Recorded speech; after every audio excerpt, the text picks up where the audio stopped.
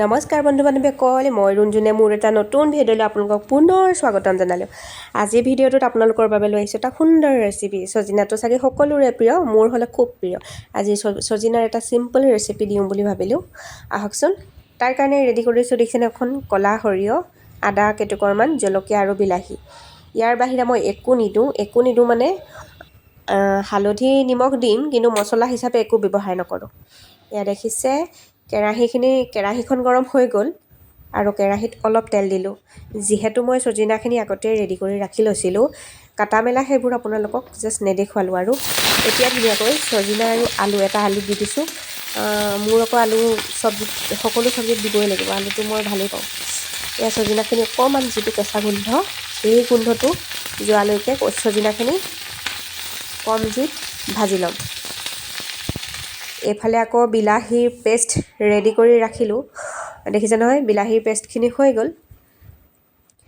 আৰু এতিয়া যিহেতু সজিনাখিনিও ভাজা হৈ গৈছে, ভাবিলোঁ সজিনাখিনি একেবাৰে উঠাই লওঁ। এয়া দেখিছে নহয়, সজিনাখিনি ইয়াত বাকি দিলোঁ। সজিনাখিনি ভাজা হৈ গ'ল, উঠাই মেলি সেই একেখন কেৰাহীকে ভাজি দিলোঁ। এয়া দেখিছে, ছাইডত ভাতো উঠাই থৈ দিছোঁ আৰু অকণমান তেল দিলোঁ। ইমান বেছি তেলো দিয়া নাই, অকণমান তেল দিলোঁ আৰু তেলখিনি গৰম হোৱাৰ পাছতে পাঁচফোৰণ দুটামান দি দিলোঁ।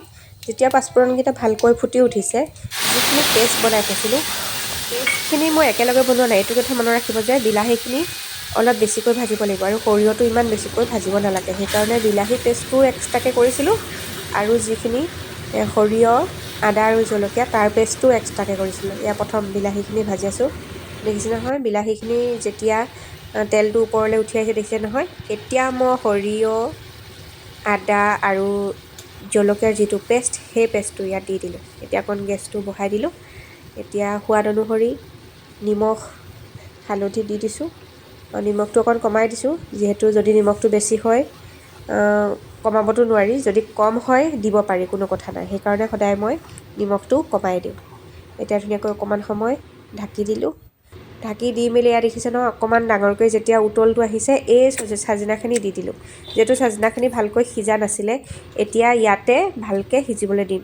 গেছটো ইমান বেছিও বঢ়াই নিদিওঁ। এয়া দেখিছে নহয়, গোটেইখিনি ভালদৰে মিক্স আপ কৰি দিলোঁ আৰু অকণমান ঢাকনখন দি অলপ সময় সিজিবলৈ দিম।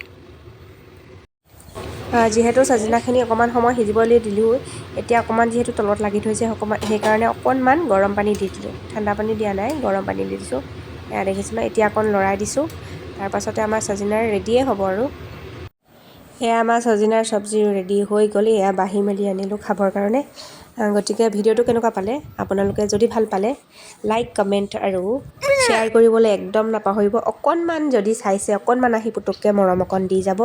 আৰু আপুনিও আমাৰ পৰিয়ালৰ নতুন এজন সদস্য হৈ যাওক, সেইটোৱে আশা, যাতে ময়ো আগুৱাই যাব পাৰোঁ। আপোনালোককো যদি কোনো সহায়ৰ প্ৰয়োজন, নিশ্চয় ক'ব।